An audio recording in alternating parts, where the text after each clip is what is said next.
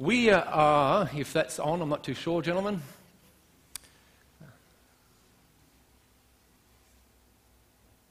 There we go. We are actually going through a series, and this series takes around about 50 minutes. So if you have to go, then that's okay. That's okay. So just be warned, if you have to go somewhere else, then that's all okay with this. But we have been going through, this is actually number 7, and it's entitled The Imperial Omen. Let me go back here. I want to ask you a question. Have you ever been ridiculed? I mean really ridiculed, not because you're having a bad hair day or anything like that, or you have no hair at all, but really, truly ridiculed, made fun of, castigated in the sense that you were really tortured by this ridicule, and then sworn at, and then ignored by those that you would often look up to. Has that ever happened to you? I heard a few yes, and I saw a few nods. Have you really, truly been ridiculed? I can remember when I was about 17, 18 years of age, I wanted to study, of all things, animal physiology. Don't ask me why. I just took an interest in that. But for someone who had actually dropped out of high school at the age of about 15 years of age, the only option that was available to me was, in fact, a TAFE course at a technical and a further education campus, and it was down in Fremantle. So I travelled 5 days a week from up in the hills all the way down to Fremantle. And it took me, I'm a bit of a slow learner, it took me about 12 months to realise that I'm wasting a lot of time, because sometimes I'd only have 1 or 2 classes per day. One would be in the morning and one would be in the evening, basically. And I was twiddling my thumbs and getting up to mischief all the way down in Fremantle. So I thought I should make the most of my time, and I should perhaps do some extra studies. Now I looked, and the only thing, the only course, the only other diploma that was available for me that did not clash with my already so-called busy time schedule or timetable was a diploma in wool technology. Why did I want to do that? I still don't know to this day. It wasn't all that interesting. It made your hands nice and soft with all the lanolin and the wool and stuff like that. I also know when I'm going to go buy a suit or whatever, something I can tell the grade or what sheep it actually came off. If you own sheep, don't come and ask me to actually come and tell you the micron of your wool, or the quality of your fleece.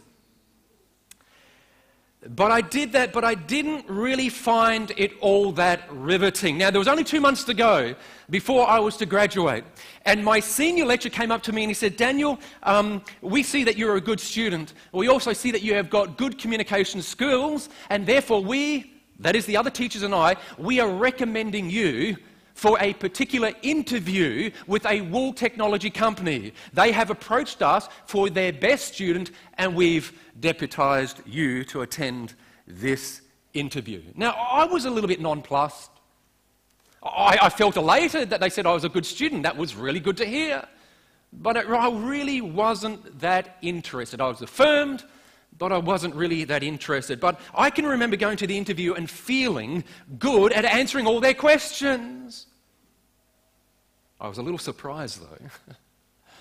I was a little surprised when they asked, "So when can you start?" You mean I've got the job? Yes, you've got the job. Okay, that's great. I was really nonplussed by this offer that they had actually gave to me. But then they said this: "Oh, and by the way, you'll be moving to Singapore, because that is where the auction house is." Now it got exciting for me, because you've got to understand this. The furthest that I had ever travelled overseas was, in fact, the southwest tip of Rottnest Island. Not very far. So going to Singapore was like going to the moon for myself. And I thought, I am getting excited by this. But here is where things went, in the eyes of onlookers, it began to go pear-shaped. It was as if a voice said in my head, "Ask what day the auctions are held on." The reply, "Oh, they're only on Saturdays." Oh, they're only on Saturdays. Now, you've got to understand that this question was in fact strange. It was foreign to me. Sure, I grew up with a very devout Seventh-day Adventist father and mother. And I told you a few weeks ago about the history of my grandfather who was disinherited because of him becoming a Seventh-day Adventist Christian. But I had not followed really in their footsteps. In fact, I had begun dating a girl whose father was a Seventh-day Adventist pastor, and so, you know what I mean, you kind of go through the motions just to keep up the appearances. So I was, in fact, attending church. But what struck me with the question that I had asked, and what I felt inside when the reply came back, oh, they're only on a Saturday, what struck me was nothing, absolutely nothing to do with dating this girl or trying to influence or basically having her father's approval. It had nothing to do with that. It was something much, much deeper. It dawned on me that by going to church, I was beginning to have a relationship with Jesus Christ. It struck me at that moment when that reply came back to me. And so I heard myself say in a very clear, affirming but firm tone, thank you very much, but I'm sorry, I'm going to have to decline your very generous offer. I was only about 17, 18 years of age, and I was offered such a position. You should have saw the look upon their faces. They were stunned. In fact, they started looking at each other wondering what had just happened. And then one of them actually, I can remember him, just sort of started to stutter. But why? Why? And I simply said, I am a Seventh-day Adventist, and Saturday, I wasn't even baptized then. Saturday is the day I devote to God and to family. It is my Sabbath. They didn't know what to do with that. They literally did not know what to do with that. It stunned them. And I promptly left the building. I remember it clear as day. Was I disheartened? Absolutely not. Was I despondent? Absolutely not. I experienced something completely the opposite. In fact, what I experienced a peace and a purpose like I had never, ever experienced before in my life. And I was 17, 18 years of age.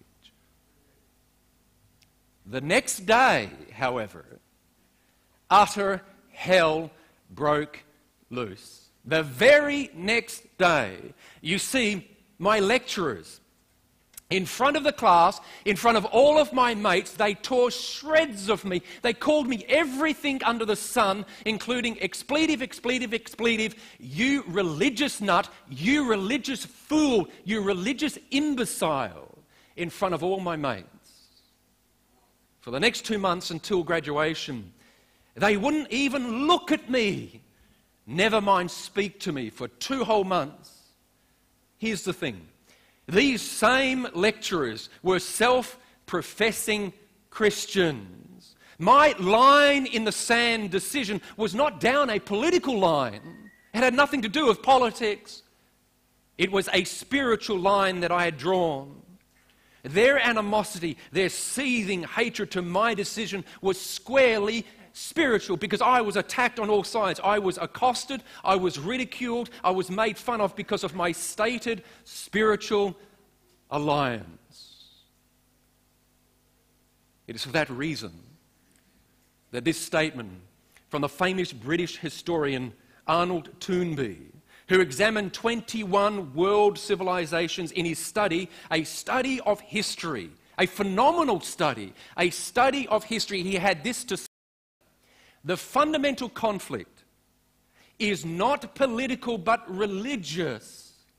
The line cuts across the inward spiritual world within every living soul today. Whatever label of political citizenship may have been stamped on its body by the accident of birth, the real issue is a spiritual issue. It is divided. The world is divided. It is raging a war in the spiritual dimension, not a political dimension. Think how true that is, all you history buffs. How true is that as you look down through the pages of history to see all the conflicts that have occurred in this world. In fact, we can see it within our own times, our own days. Think of Northern Ireland. It's still going on. I can tell you stories of my grandfather, part of the Red Hand of Ulster, seated in the spire of the local church down on the Shankle Road in Belfast with a gun shooting Catholics. My grandfather. Hatred on spiritual lines, religious lines. Think of the Northern Ireland, the Catholics versus the Protestants, Serbia, Bosnia and Croatia, Catholics, Muslims and Orthodox Christians. Think of terrorism, mainly extremist Muslims, Kashmir, Muslims versus Hindus, or the Israel and the Middle East conflict, Orthodox Jews and Muslims. It's a clear line that you see the wars that are raging around the world. It is on a spiritual level, a religious element. And whatever you do, don't get me started. Don't get me started on the typical uninformed lament. Atheism is the answer. It doesn't cause war. What a lot of hogwash. Atheism is in itself a belief system, and as such has caused more unbridled atrocities than all of the above put together. Read your history books and you'll soon see that. Now, the last book of the Bible, the book of Revelation, reveals in the end times final events will impact the spiritual or the religious sphere of life. So it should not come. It should not come and blindside us. It should not come as a major surprise to you and I of the spiritual battles raging today, right across the globe. John the Revelator, he saw that the final battle for global control will be a battle for global worship or allegiance. It will be fought over and around religion. Religion, religar, meaning with regards to your allegiance. Where do you place your allegiance? Whose side are you on? That's why many AFL or sporting individuals actually have a religion. Who do they go for? Who and where is your allegiance? Where does it lie? With whom? Now, the book of Revelation reveals a final union of three powers. Three powers. The final world empire seeks global worship. It seeks allegiance or loyalty. Revelation chapter 13, verses 3, 4, and 12 reveals this to us. And the world marveled. It marveled and followed the beast. So they worshipped the dragon who gave authority to the beast. So it's identified two powers. The dragon that we looked at a couple of weeks ago, the dragon and the beast. And then it identifies a third. And they worship the beast. He, the land beast, causes the earth and those who dwell into it to worship the first beast. It identifies three. Now, you've got to hold on, because in the next few lessons we're going to have a look and we're going to identify more closely these particular beasts. And you will have that aha moment for those that have never looked at this before. You'll clearly see. You'll see what is going on in this world today. This passage here, what you notice, however, is sadly most will worship, most will give their loyalty, that is their allegiance, to Satan, whom we discovered a couple of weeks ago that his name actually is the same for the devil, for the dragon, Satan. It's all the one same being. Which is why God sends his final messages to help and warn human beings of the imminent danger. Revelation chapter 14, verse 6 to 7 that we looked at a couple of weeks ago. Then I saw another angel flying in the midst of heaven, saying, you've got to understand, you understand what the word angelos actually means? It means messenger. It can also mean a message that's going forward. It says it's flying in the midst of heaven, saying that this message is for all to see, all to hear. If you're going to try and wait until you see a little angel or cherub flying around the sky and say, there, that must be the three angels, you're missing the point. It's a particular message that has been clarioned, that has been spoken of down through the centuries. But at this particular point in history, it says this message is going to go right around the world. And then when that is given, this good news of his soon return, why he deserves our worship, When you hear that, when you see that, then the end will come. So I saw another angel flying in the midst of heaven, saying with a loud voice, "Worship him who made the heaven and the earth and the sea and the springs of water." It simply says that we, as followers of Jesus Christ, we are to worship the Creator God. That is why you worship Jesus Christ. Do you understand that? He is the Creator God. This is God's message to the world that is on the brink, on the very edge of oblivion. You see, there are only two opposing theories of origins. Do you understand that? There are a couple of little takes on both of them, but there is only two main theories of origins. The number one is the theory of evolution. The theory of evolution, which teaches that over long periods of time, long ages, everything came into existence by time and chance. Time and chance. The other opposing theory is the Bible's theory of creation, which declares that God created the heavens and the earth in 6 days by and through Jesus the Christ. You've got to understand that Jesus' pre-existing name was what? The Logos, the Word, He who spoke everything into existence. This is not just an Old Testament concept. For instance, Exodus chapter 20 and verse 11, "For in 6 days the Lord made the heavens and the earth, the sea and all that is in them." But if you come across to Colossians chapter 1 and verse 16, "For by Him," and the Him is Jesus Christ. "For by him all things were created that are in heaven and that are on earth, visible and invisible." Now, many do not realize that respected evolutionary scientists and mathematicians are in fact challenging. They are challenging the Darwinian evolution model today. Did you know that? There are so many. In fact, it's fascinating to hear why they are actually challenging it. In fact, young people, those of you who are attending university, you've got to start reading some of this material. You've got to start reading some of these books. You see, don't let anyone say to you that no real scientist believes in creation. That is an ignorant statement. An ignorant statement that no scientist, true scientist, believes in creation. Here are just a few who are worth reading and who are causing a stir in the scientific, the academic world. And there are so many, many more. You can read The Greatest Hoax on Earth by Jonathan Safati, an excellent book. In fact, Richard Dawkins will not debate this guy because he'll always get trashed by this guy. Amazing scholar. In 6 Days, Why 50 Scientists Choose to Believe in Creation, edited by a Seventh-day Adventist. You can buy that book even in Coorong. And in fact, I was standing in Coorong one day, last year sometime, and I was going through, and this guy came up, and I knew there was pastor. I could hear him talking to somebody else, and he comes up, and he started said, "Who are you?" and stuff. "Oh, I'm the pastor of Seventh-day Adventist Church." And his face just changed. And he says, "What are you doing here? We don't stock your books." And we were standing right in front of this section of books, and that book and the other one, Why 50 Scientists Have Faith, and a couple of other ones on origins and stuff, who actually had Adventist scholars and scientists in it. And I says, "What's that book doing there?" I had a go at him. Maybe I shouldn't. Forgive me for that. Evolution.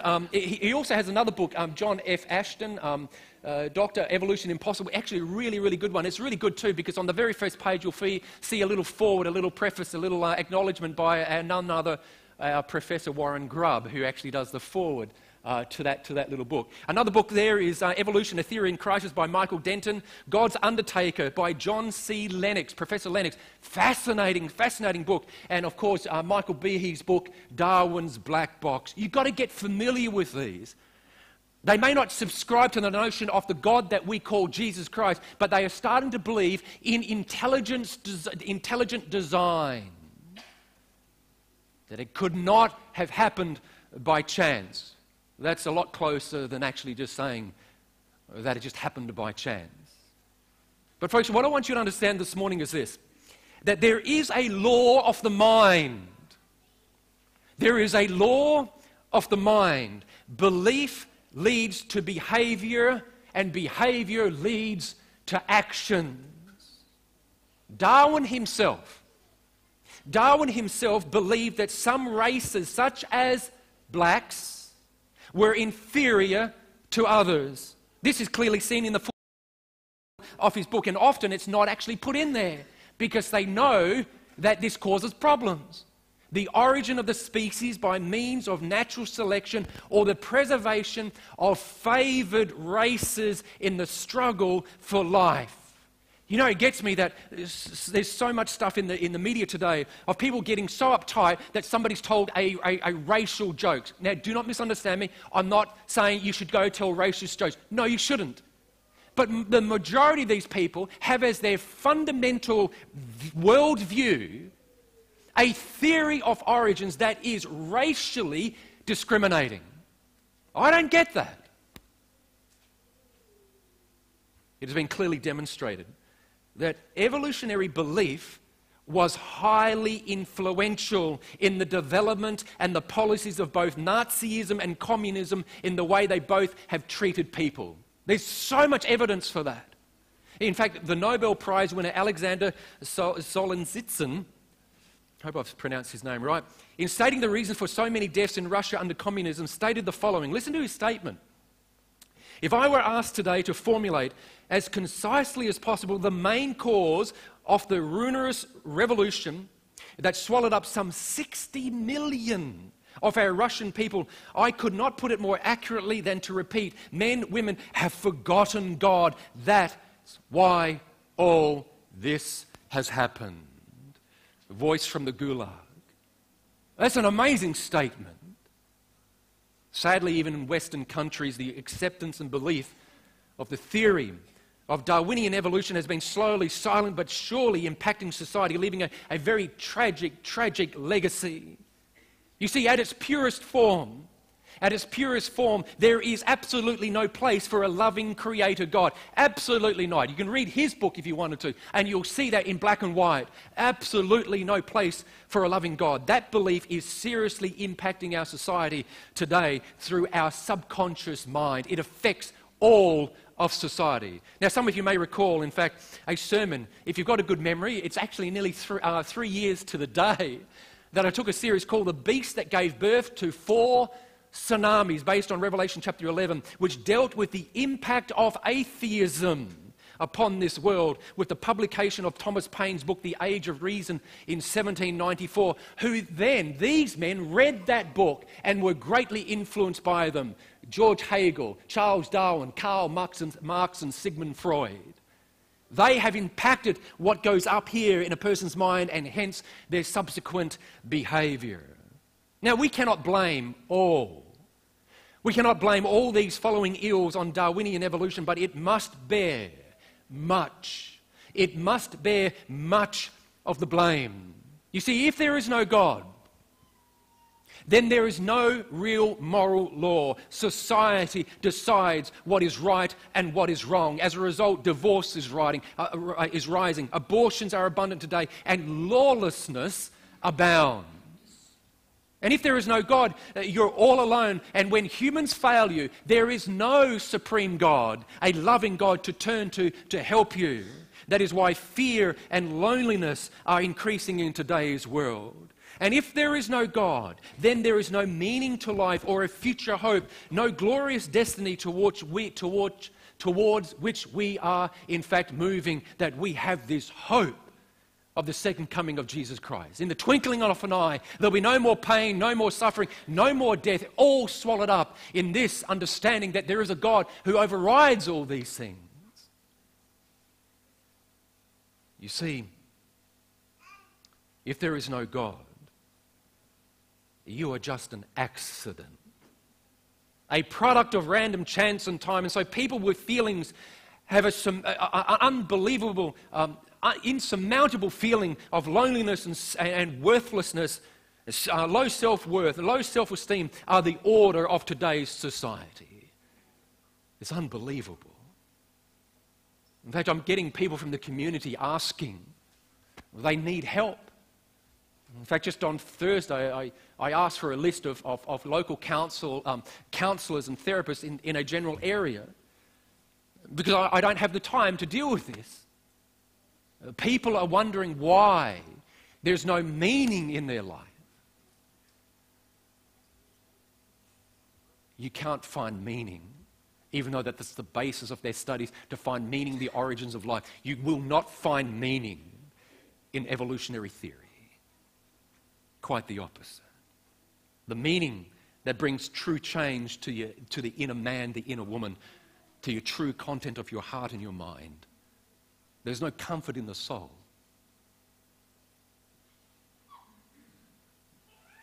I believe that is why suicide is so prevalent in our societies today.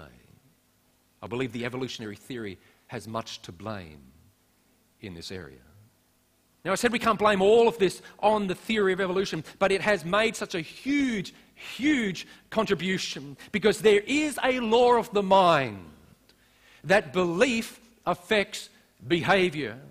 Now, if you are nothing but random molecules, think about it. If you are nothing but random molecules, then you are no different or more important than a handful of sludge. No different. Therefore, you can be as filthy, you can be as disgusting as you like because it is part of your very DNA structure. However, it is this Christian discourse, the story of explanation, which gives, I believe, a better hope, a much surer hope, because of his great love for the world, including those that do not acknowledge him, including those that actually vehemently hate him. God has a solution to our problems, to your problems and my problems, and even the problems of those that hate him. Again, it is found in God's final warning messages, Revelation chapter 14, verses 6 and 7. And then I saw another angel fly in the midst of heaven, saying with a loud voice, "Worship him who made heaven and the earth, the sea and the springs of water." I believe in the law of the mind, and that's why I'm going to be repeating this to you today, that this sinks into your brain, that you remember this, that there is a God who created all things, including you and I. Revelation 14, verse 6 and 7, God calls with an urgency to humanity to worship or to give your allegiance and loyalty to God as Creator in order to pull us back, pull this civilization back from the edge of oblivion. God knew that in the time of the end, man, woman, would deny the biblical truth that God spoke this world into existence. He predicted it through his prophet. He predicted it through his apostle Peter. It is a sign, in fact, as you listen to this, it is a sign that we are, in fact, living in the last days of this earth's history. In fact, if you just watched any one day, any of the programs, even if you're thinking it's news or current affairs or the typical culprits are those panelists.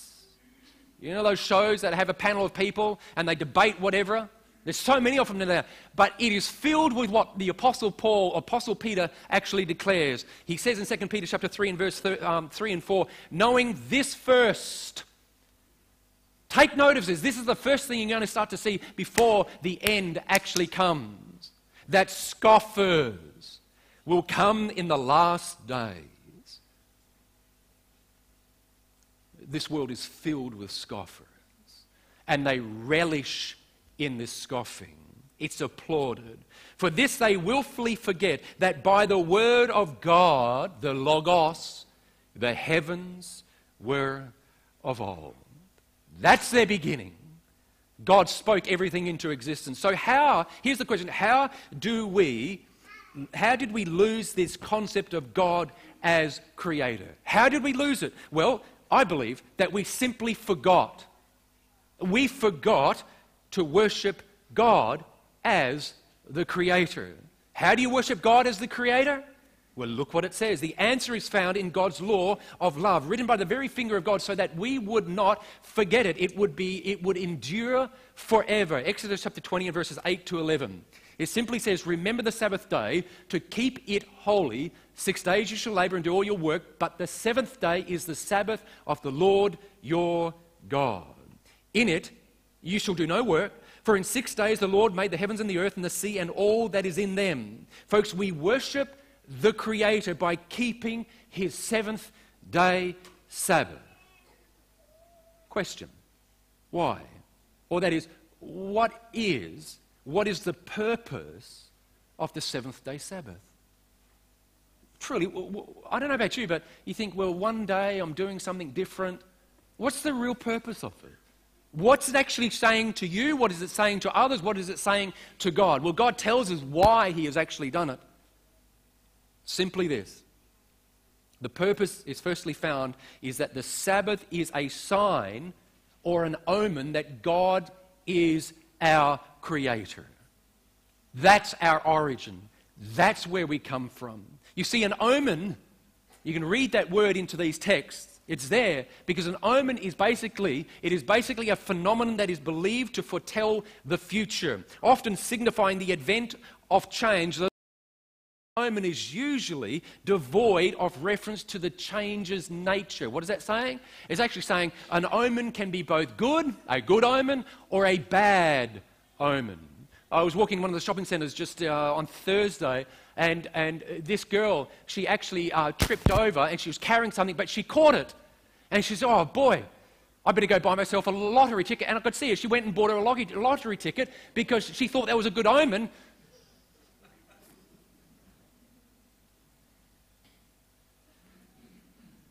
But the term is often used. The word omen in our society is often used in a foreboding sense, a bad omen, with the word ominous, ominous. In fact, the word is connected with the Latin word audia, which simply means, is that me, gentlemen? It simply means to hear. To hear. So when God says this is a sign, this is an omen, it literally means listen up. Listen up to what this is saying and follow it, and your mind and then your behavior, your actions will change. Exodus chapter 31 and verse 17, it is a sign, talking of the Sabbath, between me and the children of Israel forever. We're going to get back to that. For in 6 days the Lord made the heavens and the earth, and on the seventh day he rested and was refreshed. The other word is renewed. So the Sabbath unequivocally declares that our origins go back to God. And after 5 days of creation, the Bible says that God made man, woman, in his own image. Genesis chapter 1 and verse 26. Then God said, let us make man in our image. So God created man in his own image. In the image of God, he created him, male and female. He created them. Then on the seventh day, we are told that God rested. Genesis chapter 2 and verse 1. Thus the heavens and the earth and all of the host of them were finished. And on the seventh day, God ended his work which he had done, and he rested on the seventh day from all his work which he had done. Then God blessed the seventh day and sanctified it, because in it he rested from all his work which God had created and made. Now notice 3 things that God does with this portion of time. 3 things. God, first, he blessed it, which means he made it for our joy and our happiness. He didn't curse this period of time. He blessed it. That's why Jews to this day will never fast on a Sabbath day. Why? Because it is supposed to be a celebration, a joy, to enjoy this day as a special day.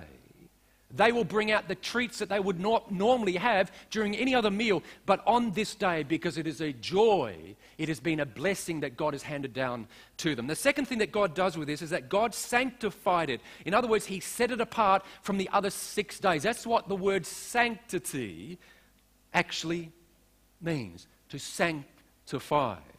Why did he do this? Well, God rested on it, which is what Sabbath actually means. It means rest, to do something that you actually haven't really been engaging in. You've been busy. His resting on it is what, in fact, made it holy. Do you understand that? Let me illustrate it this way.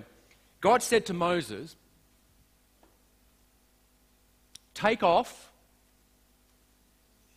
your shoes, your sandals, off your feet, because the ground that you stand on is holy ground. Why was it holy? It was just a piece of desert.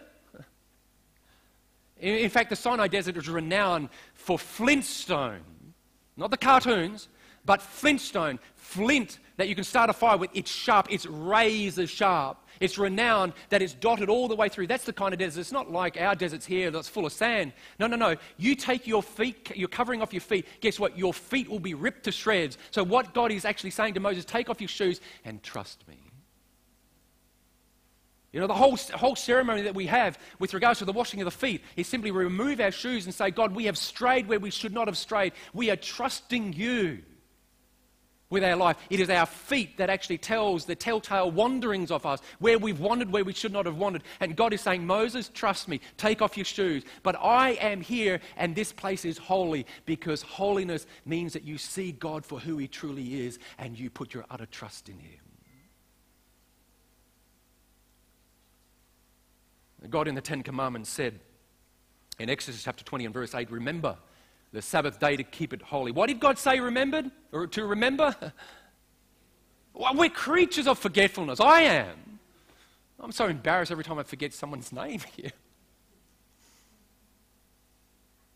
The Sabbath reminds us that he is present as the Creator in an extra special measure on this particular portion of time that we call life. Tragically, men and women have forgotten to remember the Sabbath of the Creator, and the result is the theory of evolution. In fact, I read just yesterday morning this statement from the book The Great Controversy, which my grandfather actually read and became a Seventh-day Adventist. The Great Controversy, page 55, you find these words, the Sabbath, was designed to keep the living God ever before the minds of men and women as the source of being. There you go, Murray. The source of our light, of our energy. The Sabbath was designed to keep the living God before the minds of men and women as the source of being and the object of reverence and worship. In the fourth commandment, God is revealed as the creator of the heavens and the earth and is thereby distinguished from all false gods. That's an amazing statement. You see, I've said this to you before. Remove the seventh-day Sabbath out of Scripture. Remove that commandment. Remove the other references to it.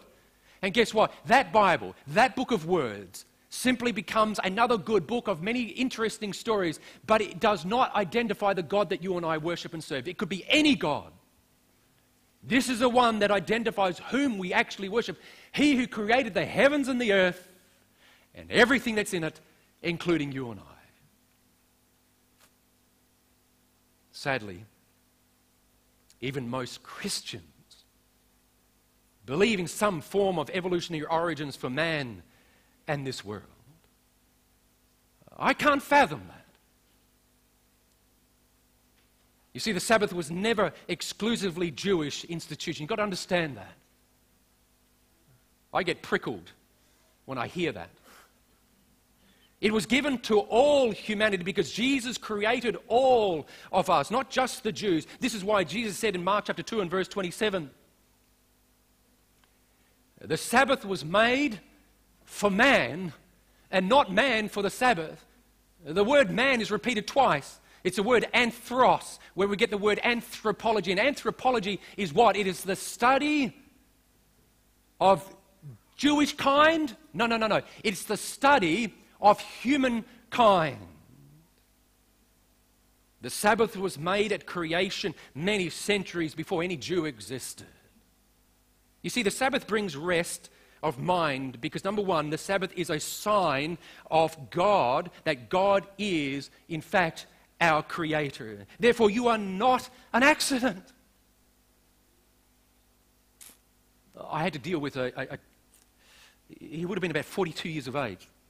I felt a little strange because I was only about 28 at the time, and in my counselling days. And this guy actually had an issue.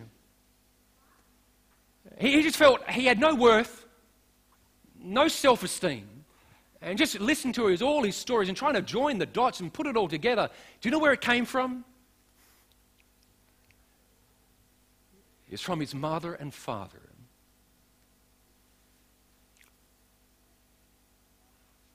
his origins. What did they say? You were an accident. You were unplanned for. They still loved him. But they used a phrase that actually destroyed his sense of self-worth through to his nearly midlife.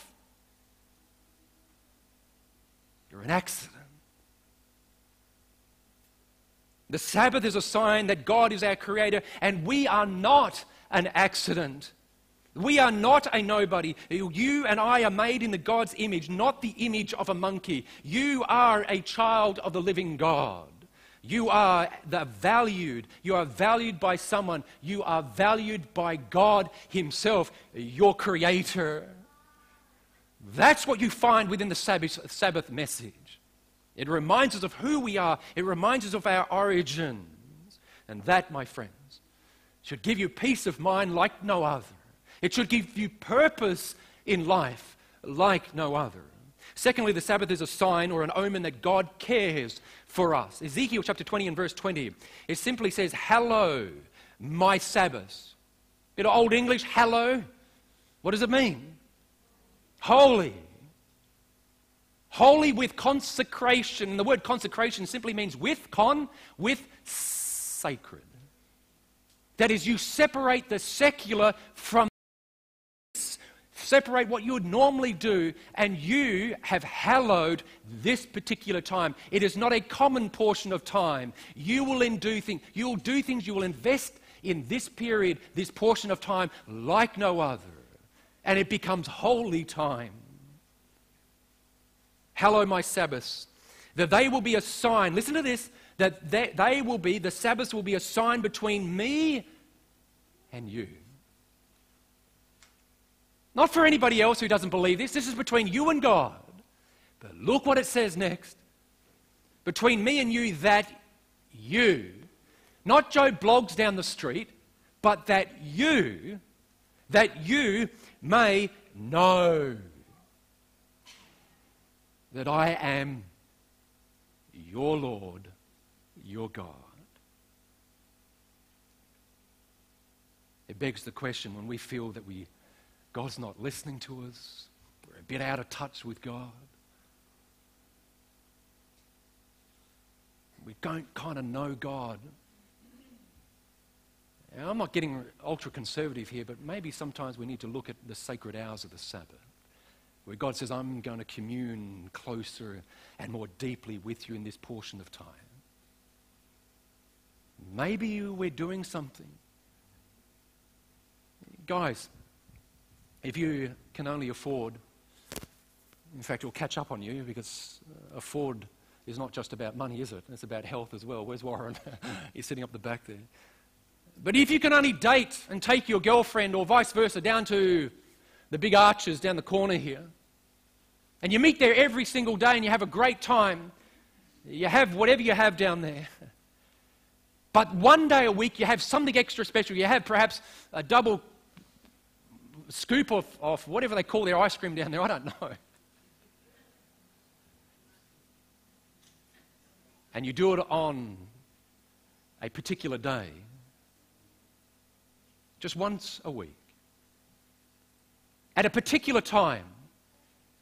But you have in your head, I says, oh, we always go down there. Oh, I can still meet up with her the next day and stuff, but I'll skip that or I'll choose a different time. Guess what? She has promised to be with you and meet with you in an extra special manner. Don't forget that the 24-hour period is no different than anything else.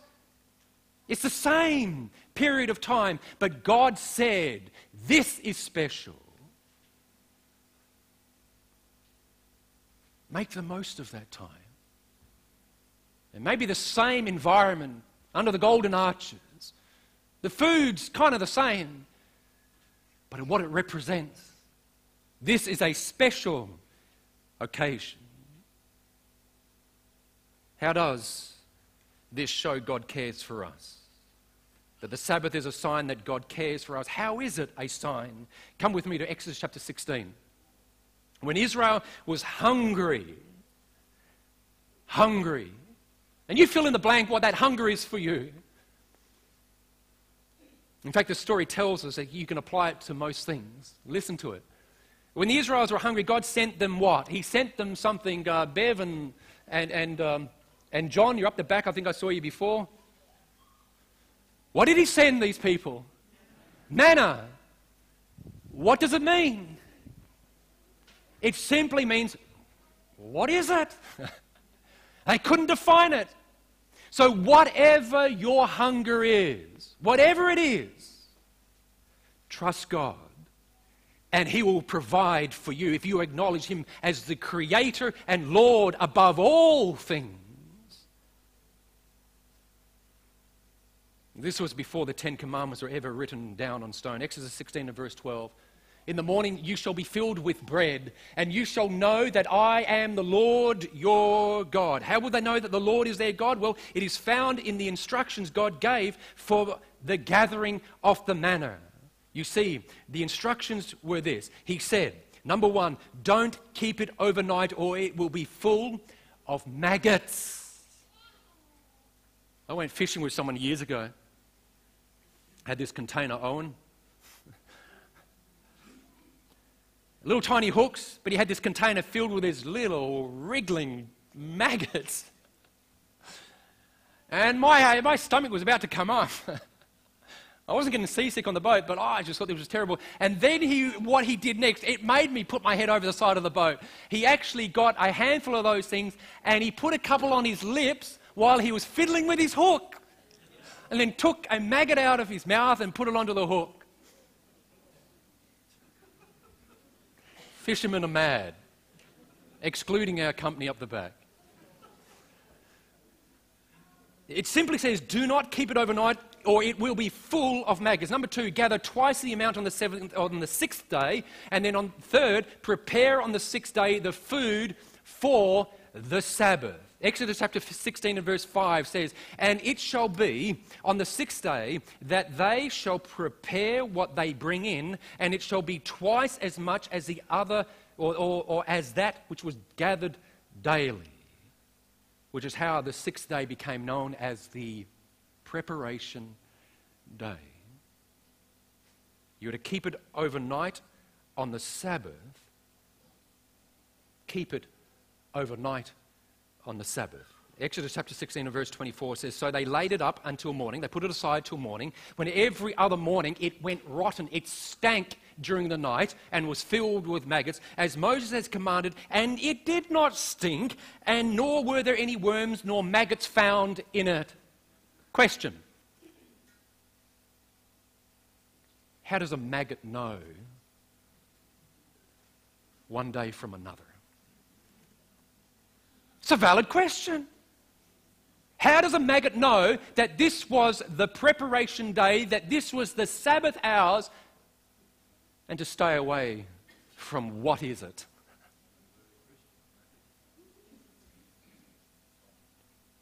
Folks, this is a miracle. It is a miracle. It is telling us the Creator is our provider. He is our sustainer. He cares about us and for our needs. This is how we know that He is Lord of our life. We trust Him, which means we can rest on His Sabbath because the Creator will provide for all our needs. In fact, some Israelites thought that any day would be okay. Every day was the same, and that He would provide for the needs. And so they went out on the Sabbath to collect the bread, but there was none. Absolutely none. Others thought, well, I'm going to sleep in on Tuesday morning, so on Monday night, I'm actually going to gather more. Or Tuesday morning, I'm going to gather more because I'm going to sleep in on Wednesday. But it rotted. It went contrary to what God had said. Trust me. But there are rules of engagement when it comes to trust. God was somewhat angry with them for disobeying His commands. It revealed a lack of trust. We will not, however, folks, you've got to understand this, we will not ever suffer loss for following God's command to stop work on His Sabbath. He will care for all our needs. You need to trust God on this one, folks. Put it to the test. I know some of you can tell wonderful stories of putting your faith, your trust in this God. I can remember a story, and I've got to be careful, I've got Brett here. I can remember preaching on the Sabbath up at Clarkson, and Brett was only a little tack. I didn't recognise him when he came in and said, "Hi, do you remember me?" And I thought, it's great to have you here. But I can remember I was preaching on the Sabbath, and I saw one of my elders fidgeting. I thought he was having a heart attack because he kept putting his hand into his jacket like this. Either he was proposing to someone, I don't know. Kept checking his pockets. He comes out to the door, he held my hand in vice-like grip. In fact, if I tell you his occupation, some of you will know who it is. Ren, you'll understand this. Squeezed my hand, and he says, "I needed that." And he opens up his jack pocket just to me, and he pulls up a little bit, and there was a massive checkbook. A checkbook. How? I didn't know what he was on about. And afterwards he told me the story. He was going to leave church, and he was going to go across to the coast from where he lived, up the coast here, and a new parcel of land was being released for auction on Sabbath, Saturday. He'd already picked the block that he wanted, and he wanted to go up, and he wanted to bid for that block, and he wanted to get it and to build his retirement home. And he says, "Daniel, I'm not going." As a pastor, I felt good. He phoned me up. He phoned me up Sunday afternoon. He says, "Daniel, you're not going to believe this." And I said, "Try me." He said, "I've just been off the phone to the real estate agent. All the blocks were sold, but that one that I wanted, and I've bought it." You've got to learn to trust God. Forget about the immediate hardships, the hardships that we create in our mind, thinking, it's not working out. If I don't do this or that, it's not going to work. Even if you try to do that, it will be a domino effect in your life. Things will come crashing down when you least expect it. You are building a false sense of security. You are building a false empire when you think, I know best. Put your faith in the living God, that He is the creator, He is the sustainer, He is the provider of all that you need, even those things that you don't know what it is.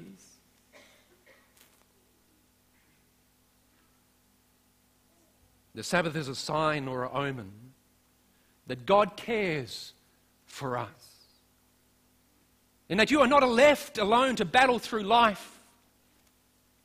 The Sabbath reminds us that when everyone else has let you down, you can count on God. It also reminds us that there is no need to give up.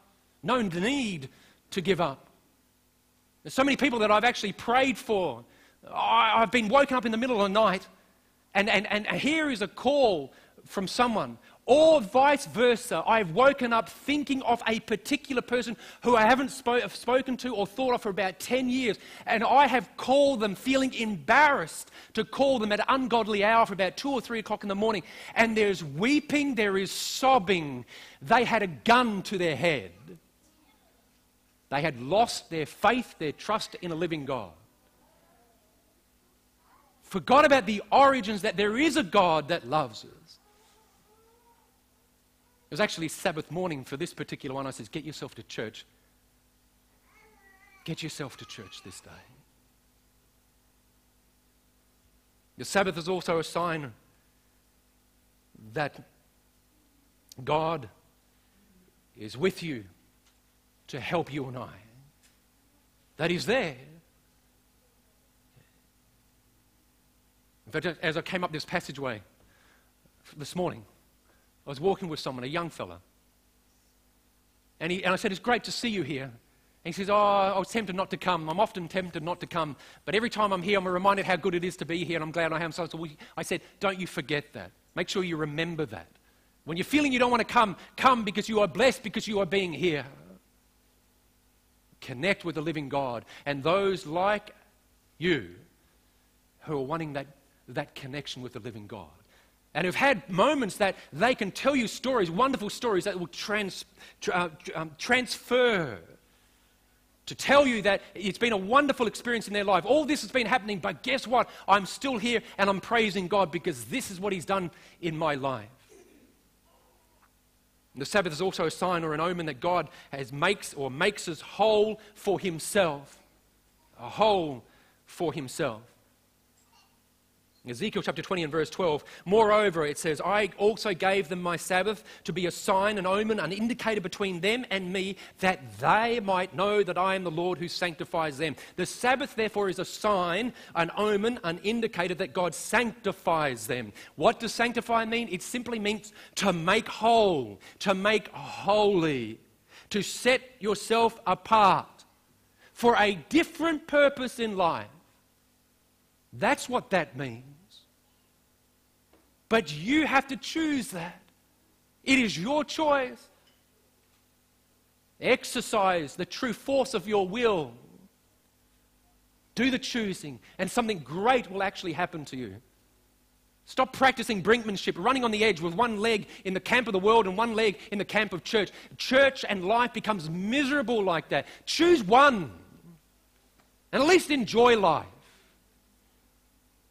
But it's still only a mere existence, and mere existence is nothing like real living. John 10:10 says this, I've come that they might have life and that they might have it more abundantly. Thrilling life, exuberant life, superior life, above average life. That's what it's telling you and I.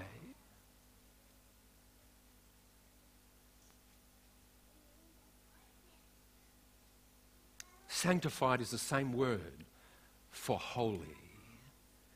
Who are the saints? Comes from the same word. The saints that we hear are those that our Catholic brothers and sisters, they worship, they pray to. They see them to be holy. But you, if you read the New Testament, all the epistles, the letters, to the saints in Corinth, to the holy ones in Corinth, to the holy ones in Ephesus and so forth, you don't have to die to become a saint, to become holy. You are to be holy now because you have purposely set yourself aside. You've stepped aside from that which is worldly, that which is tearing you down, that which is distorting the image of God in your life. God will never force you to do that. And I'll never do that, forcing you to do that. It's your choice.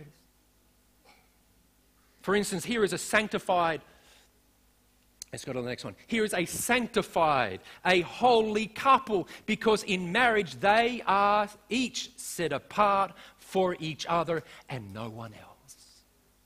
A holy couple, the holy matrimony, set aside for each other. The Sabbath reminds us that we are also made whole again by God and for God. You see, it is the death of Jesus that makes us whole, setting us apart for Himself. 2 Corinthians chapter 5 and verse 17. Therefore, if anyone, that's you and me, any of us, if anyone is in Christ, she is a new creation. These are specific words. They are used for a purpose. They are to remind us of this discourse that is Christianity, that we are a created being. Therefore, we have a Creator that can do wondrous things even in our life that is trodden down and with the sludge of life. What does this have to do with the Sabbath? A new creation in Jesus Christ. Well, what day did God finish His creation? Sixth day. By the end of the sixth day, just before the Sabbath, it says, what day did God finish the work of our recreation? The sixth day, just before the Sabbath.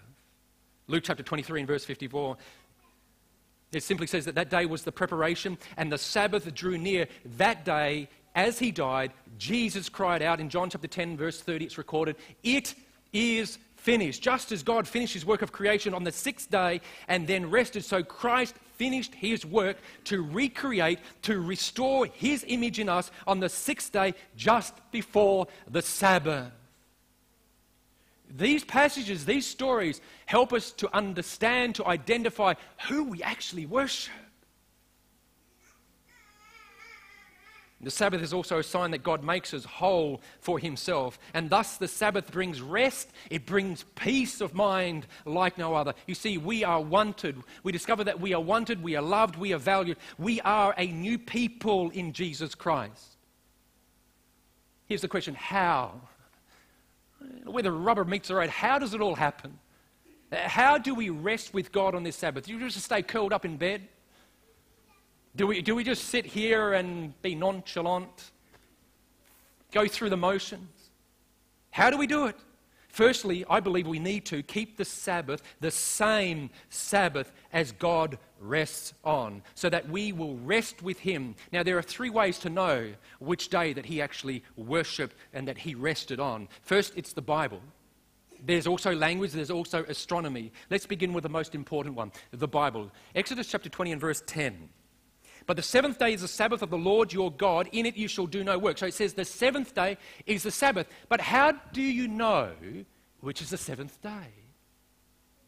Does it correspond with Sunday? Does it correspond with Friday? Does it correspond with what we know as Saturday? That text doesn't tell us. It just simply says that the seventh day, it doesn't tell us which day starts with the first. And then you can count. It doesn't tell you that. But what tells us is actually the cross, that event of our recreation. It reveals which day is in fact the seventh day Sabbath. Look at Luke chapter 23 and verse 54 and chapter 24 and verse 1. That day was the preparation, and the Sabbath drew near, and the women who had come with him from Galilee followed after, and they observed the tomb and how his body was laid. Then they returned and prepared spices and fragrant oils, and they rested on the Sabbath according to the commandment. Then look what it says. Now on the first day of the week, very early in the morning, they and certain other women with them came to the tomb, bringing the spices which they had prepared. You can't get much plainer than that. Let's notice the order of events that we have just read. Friday is called the preparation day. Jesus died on what is called Good Friday. Saturday is called the Sabbath, and Sunday is called the first day of the week, Easter Sunday. Clearly the Sabbath, or Saturday, is the seventh day of the week, the day between Friday and Sunday. In fact, in the Bible, the seventh-day Sabbath was kept from Genesis to Revelation. In fact, the book of Revelation, we discover that John kept the seventh day. He kept it. In fact, in Revelation chapter 1 and verse 10, John says, I was in the Spirit on the Lord's day. What is the Lord's day? Well, the New Testament actually reveals that. The Old Testament reveals that as well. Exodus 20 and verse 10, but the seventh day is the Sabbath of the Lord your God. So the Lord's day is a Sabbath. Now, 3 times the gospel writers record Jesus as saying the same thing. Matthew chapter 12 and verse 8, for the Son of Man is Lord even of the Sabbath. Now, Mark chapter 2 and verse 28, therefore the Son of Man is also Lord of the Sabbath. And Luke chapter 6 and verse 5, the Son of Man is also the Lord of the Sabbath. Folks, on the Sabbath, Jesus claims that he is Jehovah, the Lord of the Sabbath. In fact, when John was so lonely, it is then that God visited him and gave him those wonderful revelations of Jesus and his soon coming kingdom. When he was so lonely at the ebb of his perhaps existence, God came and visited him on what we know as the Sabbath day. In fact, language also reveals which day the Sabbath is. You see, there's over 140 languages of the world. The word for the seventh day of the week is, in fact, Sabbath. 140 languages. Astronomy also reveals which day the Sabbath is. People wonder, has time ever been lost? Get on their website, the Greenwich Observatory in England. And you'll discover the letters that have been written and the responses. No time has actually been lost. Go read it for yourself. In fact, just go around the world and you'll discover that in great cities, including Israel, the land of the Bible, that Muslims worship on Friday as their holy day, the sixth day of the week. Jews and some Christians, including Seventh-day Adventists, on Saturday, the seventh day of the week. And the rest of Christendom on Sunday, the first day of the week. No one has, in fact, lost track of time. No one has. You see, to keep the Sabbath with Jesus, we must begin and end the Sabbath as the Bible does. Leviticus chapter 23 and verse 32, from evening to evening you shall celebrate your Sabbath. Evening means, as shown in Mark's story of Jesus, sunset. Mark chapter 1 and verse 32, at evening when the sun had set, thus the Sabbath actually begins Friday sunset and ends Saturday sunset, when the sun goes down. In fact, we must keep the Sabbath also holy as Jesus kept it. You see in Exodus chapter 20 and verse 8, Jesus says, remember the Sabbath to keep it holy. To keep it holy. How do you keep it holy? Well, Exodus chapter 20, verses 9 and 10 says, 6 days you shall labor and do all your work. You've heard these verses before. I hope it changes what is up in your head. 6 days you shall labor and do all your work, but the seventh day is the Sabbath of the Lord your God, and in it you shall do no work. Rest with God, in other words. Take the whole day off and rest. It's not about pushing up Zs or snoozing or snoring, whether you're in bed or here. That's not what it's about. God knows that our bodies, in fact, need rest. In fact, there's science out there that's showing that there is a 7-day cycle, a 7-day rhythm in nature. Fascinating study. 7-day rhythm. Among other things, God gave us a Sabbath to relieve our stress. You know, I think it was Japan. Leslie, you might know more about it than I, but I think they tried to experiment with an 8-day week and then a 10-day week. And there's a lot of suicides over there because it's quite a godless society when you think about it. Consumerism and the like. But the amount of suicides actually really spiked. The body could not handle it. But God knows the intent of our heart. We want to take care of our families. A lot of us, we have type A personalities. On the go, all the time, 24/7, if we were able to. But God says, stop, cease, rest, desist from this busyness. What do we do when we take the whole day off? For me, one thing is to go to church. Go to church. Luke chapter 4 and verse 16, so he came to Nazareth where he had been talking with Jesus, brought up, and as his custom was, he went into the synagogue, the church, on the Sabbath day and stood up and read. It's a great day to reach out to others, to understand their journey, the interaction that the God of heaven has interacted with others, and thereby we can be encouraged. What does it say? Do not forsake fellowshipping one with another, for thereby you are encouraged. So therefore, the corollary of that is true. If you forsake yourself worshipping and fellowshipping one with another, you're going to become discouraged. Matthew chapter 12 and verse 12, therefore it is lawful also to do good on the Sabbath. My mother used to always say, better the day, the better the deed. Better the day, the better the deed. On the Sabbath, do good. Do good. Do what you utmost can for His glory, but not at the expense. Not at the expense of coming together as part of a church family and spending time together in praise and worship. In fact, spend and take the opportunity to be with family and friends. Yes, go and do whatever you like to do, but not at forsaking fellowship one with another in church. In fact, that goes for those of you who, like me sometimes, would prefer to sit in front of the television and watch perhaps a better speaker, a televangelist, and drink and all that. But folks, if you continue to do that, you are breaking something that's vital to your relationship with God and your fellow human beings. You are not fellowshipping one with another. You are breaking that chain. Do it. Watch it. I implore you to do that. But not at the expense of coming together and worshiping together as a family. Now, some might say, we can keep Sunday in honor of the resurrection. Now, that is a very good question. That's a nice question, but don't be fooled with that question. There are only 8 texts in all of Scripture that talk about the first day of the week, and not one, including the authors of many other books who are not Seventh-day Adventists or Sabbath keepers. They will show that none of them actually mean to worship on Sunday. Not one of them, compared to the 60 plus that are referenced to the seventh-day Sabbath as being the day to worship. None will tell you to do that in those 8. Someone else perhaps is thinking, why can't I worship God every day? I hope that you are. But look what God actually says. Exodus chapter 20 and verses 9 and 10. In fact, the Sabbath meant very little to me until I started working 6 days a week. And the Sabbath took on a whole different hue for me. Exodus chapter 20 and verse 9 and 10. 6 days you shall labor and do all your work, but the seventh day is the Sabbath of the Lord your God. In it you shall do no work. I hope we all worship God on every single day of the week. But God is the one who told us this. Work 6 days, but on the seventh you rest. Someone else might be thinking, can't I keep any one of the 7 days of the week holy? But my friend, God says, Exodus chapter 20 and verse 10, but the seventh day is the Sabbath of the Lord your God. The Sabbath of the Lord your God. God did not say a seventh day. He said the seventh day.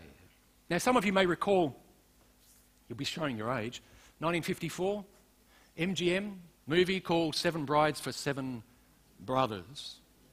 Some of you are older than I am.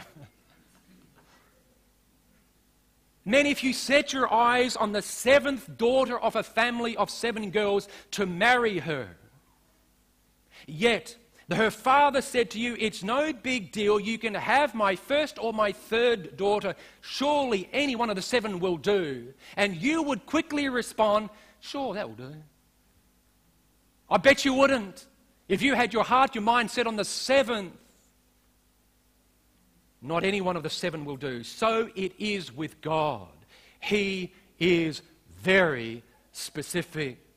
As we saw at the beginning of this program, the final battle of the global control between 2 empires that is found in Revelation 13 and 14 is a battle for worship or allegiance. God the Creator and those 3 powers that has the devil amongst them.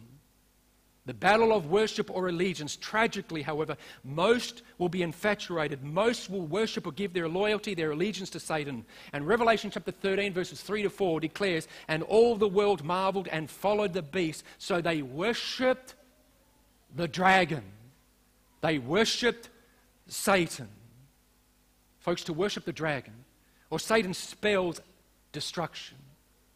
Because of his great love, the emperor, the Creator God, the last empire, sends messages to warn the world in those messages called the angels, the 3 angels' messages. Notice what those messages include. Revelation 14 verse 7, worship him. Worship him who made the heaven and the earth and the sea and the springs of water. In fact, John is quoting. I hope you've got it by now. John is in fact quoting directly from the Sabbath commandment. Nowhere else is he getting that from. This is New Testament. This is the last book of the Bible. This is where the demarcation occurs. This is where you must stand. The line is drawn in the sand. Exodus chapter 20 and verse 8 to 11. Remember the Sabbath day to keep it holy. For in 6 days the Lord made the heavens and the earth, the sea and all that is in them, and rested the 7th day. The Sabbath is a sign or an omen, an indicator that we worship him exclusively, that we love him supremely, and nothing will come in between. Not family, not daughters, not sons, not even work, not even your studies. You will never allow it to encroach upon you, upon those sacred hours. Ezekiel chapter 20 and verse 20, I am the Lord your God, walk in my statutes, meaning his laws, keep my judgments, my commandments, and do them. Not just think about them, do them. Hallow my Sabbaths, and they will be a sign between me and you, that you may know that I am the Lord your God. Folks, that's it.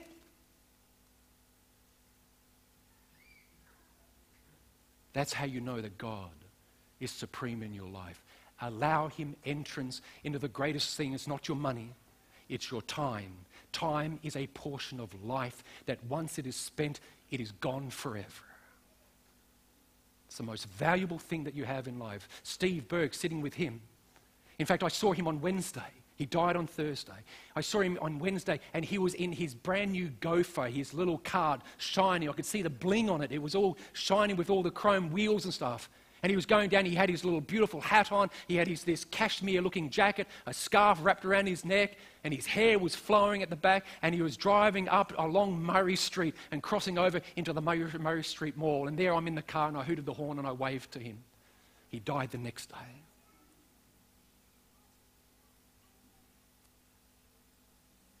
The Sabbath is to be kept as a sign of allegiance. Loyalty and commitment to God, because the Emperor of the last and forever empire, he created us in his image. He cares for us in all our needs. He made us new for himself when he redeemed us by his death, which is why God's end-time people are said to keep God's commandments. I know that some of you are faithful. You actually say, hey, look, I bought this book. If there is one book that I encourage you to read, if you have not already read it, and you have read it, go and read it again. It's an amazing book. In fact, other commentators who are not actually Seventh-day Adventists are saying that it is a watershed book. You've got to read this book, The Lost Meaning of the Seventh Day by Sigve Tonstad. If you haven't read it, get it and read it. It is a powerful, powerful book. A Seventh-day Adventist. An amazing book. It shows that the seventh-day Sabbath is the symbol of God's faithfulness and the sign of our faithfulness to his creation, that is, to his creatorship and to his recreation of us. Don't ever lose sight of that, folks. Don't ever lose sight of that. Revelation chapter 12 and verse 17, and the dragon was enraged, angered with the woman, that is his church, and he went to make war with the rest of her offspring who keep the commandments of God and have the testimony, the faith of Jesus Christ. Did you know that there are over 500 denominations in the world today that actually keep the seventh day Saturday Sabbath? Did you know that? 500 denominations. That's fantastic. The world is starting to see and putting God back into the picture, that their attention is being drawn back to his creatorship. But if you really think about it, in a world that is filled with 30 to 40 thousand different denominations, 500 is just a drop in the bucket. All the world will marvel and follow and worship this other that will not give allegiance to the Creator God. John 14 and verse 15, if you love me, keep my commandments, Jesus said. If you truly love me, keep my commandments. Remember to keep my Sabbath so that you will remember I am the Creator, I am your recreator, I am your Savior, I am your sustainer. I love the little story told, and we're going to finish here. I love the little story told of a little boy. A little boy who actually crafted with his own hands a little sailboat. A beautiful piece of workmanship. He loved his special creation, and he would float it on a nearby lake for hours at a time. But one day a strong gust of wind blew, and it caught the sail, and it took the little ship away from him and across and out of sight, across the large lake near his home. The boy was broken-hearted.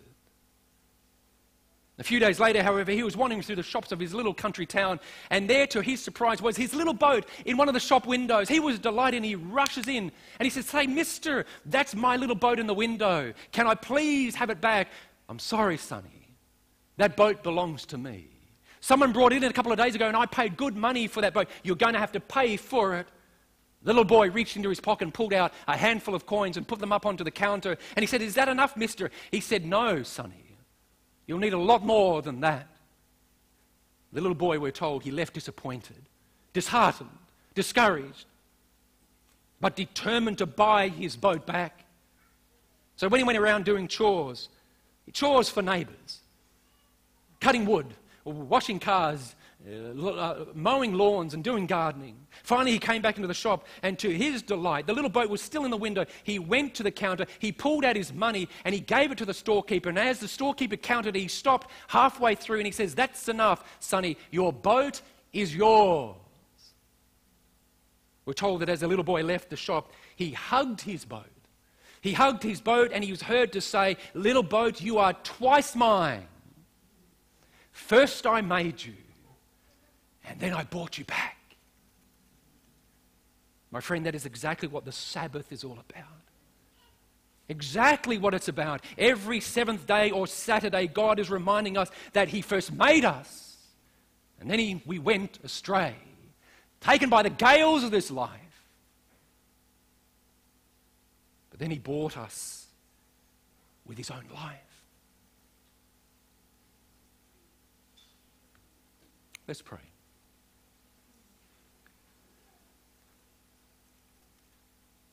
Father, we've paused. And I thank you for the heads that are bowed here. Father, this world is looking, it's clamoring for hope, for understanding. And I pray, dear Father, that what has been heard today, that we sense that it is from you, it is from on high, that we ourselves will be encouraged to know that we have not happened by chance, that you are a loving God, that you have created us and all things. I pray that that spirit of understanding, of peace, will be in our lives, that we can go forth and give hope in and out of season to all that we find. To give this hope that there is a created God who is deserving of our worship, who is deserving of our following him. I pray, dear Father, this portion of time that has been set aside, this Sabbath day, may it be like every Sabbath for us, that we will come aside and that we will base in your attainments, your accomplishments on our behalf, not our own doing. May we rest in thee. Father, if there's anybody here today that they have never heard of this before and they want to understand more clearly, yet they still have questions, I ask, with all eyes, with all heads bowed, that you lift your hand and say to God that you want to understand more things.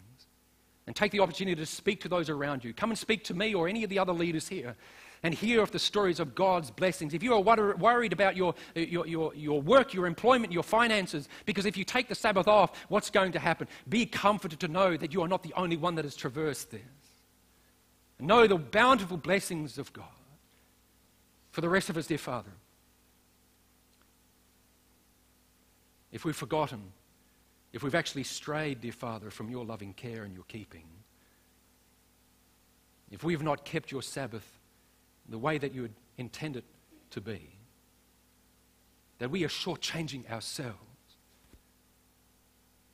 I pray that you'll give us a heavy heart, a heavy mind, to be conscious, to make the choice that is right on this your Sabbath day, because you are worthy, Creator God. We thank this in Jesus' wonderful name. Amen. Next week, I hope you can be with us. We're going to look at this topic, Antichrist, the great imperial counterfeit. I hope that you can join with us today. Remember that we have a...